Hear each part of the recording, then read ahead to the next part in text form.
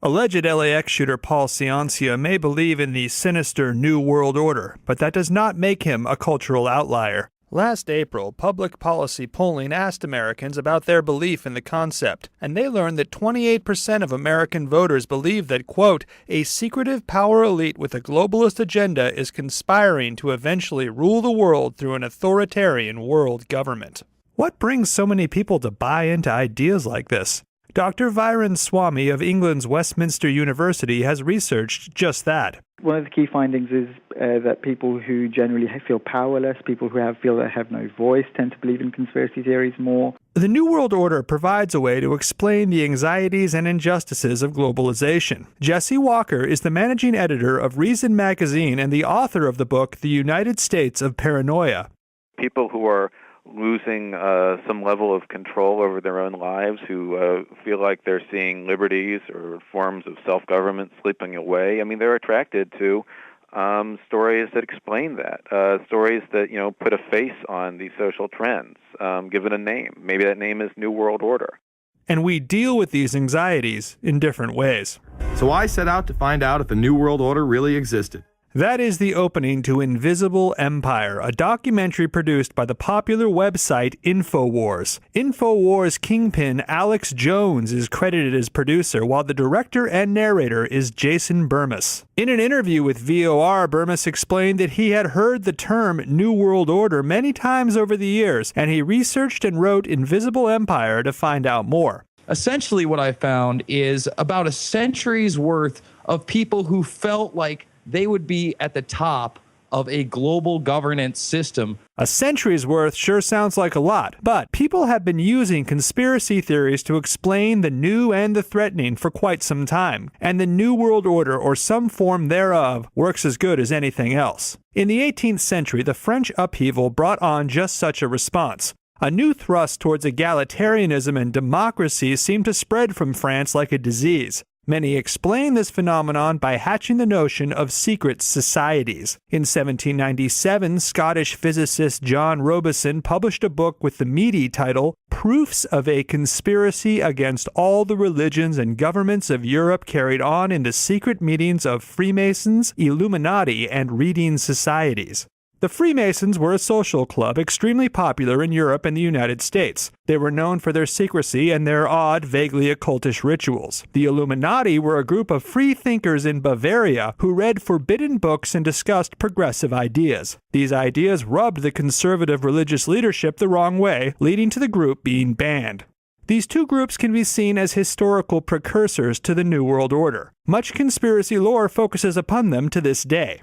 1903 saw the publication of the Protocols of the Elders of Zion by the secret police of the Tsar of Russia. This introduced an important facet to this phenomenon: anti-Semitism. Peter Knight, a senior lecturer in American Studies at the University of Manchester and the editor of the Encyclopedia of Conspiracy Theories, said its claims recast these theories with a racist edge. There was a vast conspiracy, a kind of grand plot of Jewish leaders that was planning to take over the world.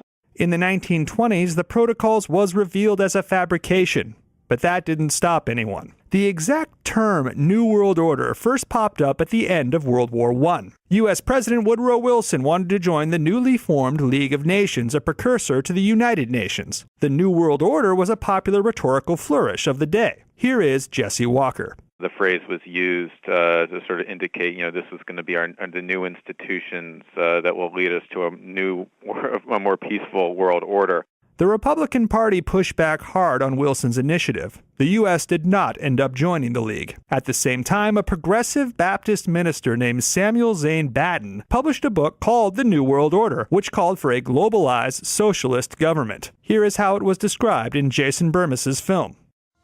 Under the cloak of Christianity, this order speaks of a new world rising and advocates social control over all people and all resources.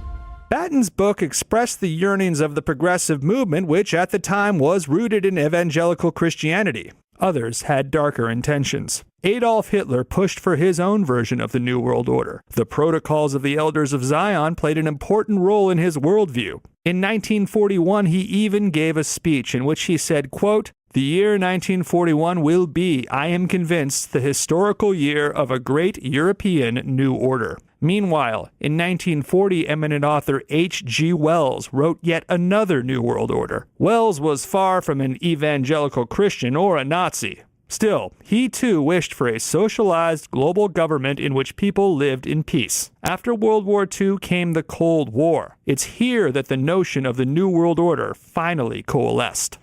There were in Europe many secret societies with grandiose dreams of overthrowing all existing human institutions and of rising out of the resulting chaos as the all-powerful rulers of a new order of civilization. That is the voice of Robert Welch, the founder of the John Birch Society. John Birch Society was an organization created in the late 1950s, believed that there was a communist plot to take over the United States. That is Robert Goldberg, a professor of history at the University of Utah. But what happens in the 1960s is Welch decides that communism and capitalism are simply tentacles of one giant monster, and that monster is the New World Order and, again, the pawn of the insiders. And Welch and his Birchers mistrusted everyone in power equally. Here is Jesse Walker. When they saw people like, Nelson Rockefeller, Richard Nixon using the phrases, it was sort of taken as, the alarm bells are going off. In 1971, Gary Allen published the book None Dare Call It Conspiracy. It became a favorite among far-right conspiracy theorists, most notably InfoWars' Alex Jones. During the Cold War, groups like the Council on Foreign Relations and the Trilateral Commission became just as suspect to this community as the Communist bloc. But it was not until the early 1990s and the fall of communism that the New World Order as we know it was born. And for that, we can thank President George H.W. Bush. What is at stake is more than one small country. It is a big idea, a new world order, where diverse nations are drawn together in common cause to achieve the universal aspirations of mankind. For some, these words from Bush's speech were an uplifting vision for a peaceful future. For others, they were terrifying. Jesse Walker. That really sort of broke the floodgates, not just on the populist right, but also in the counterculture. Couple this with confrontations between citizens and law enforcement at Ruby Ridge, Idaho and Waco, Texas, and you had a full-fledged cultural phenomenon. Legions of Americans viewing their government as merely agents of a global elite. This led to everything from the science fiction series The X-Files to an explosion of volunteer militias created to protect the American people from their allegedly marauding government. Here is Lou Von Dett of the Southeast Michigan Volunteer Militia. We are not a collective. We are individuals. But we are told no. We're being told we are a village. And that we have no choice and that we are a global village. Von Dett's views are relatively temperate. Here is Robert Goldberg summing up some of the more radical views of the NWO's intentions. Absolute world conquest. What this group of individuals would do would be foment depressions, commit assassinations, engage in all types of shenanigans and machinations to bring power to themselves, to bring the world's wealth to themselves, so they can control the billions of people on the planet. Or, to put it another way, the insanity is that we have allowed an interwoven elite criminal class to rule over us while posing as the saviors of the planet. In his interview with VOR, though, Jason Burma said he did not believe in a dark cabal of leaders plotting to take over the world. Well, I think it's more about them trying to gain their own interests. And their own interests in many cases, again, is this consolidation of power. How can I make more profit? How can I have more resources? For the people, without the power to take any for themselves, something like the New World Order provides an appealing explanation and maybe even a motivation to try and change things. Justin Mitchell, VOR News, Washington.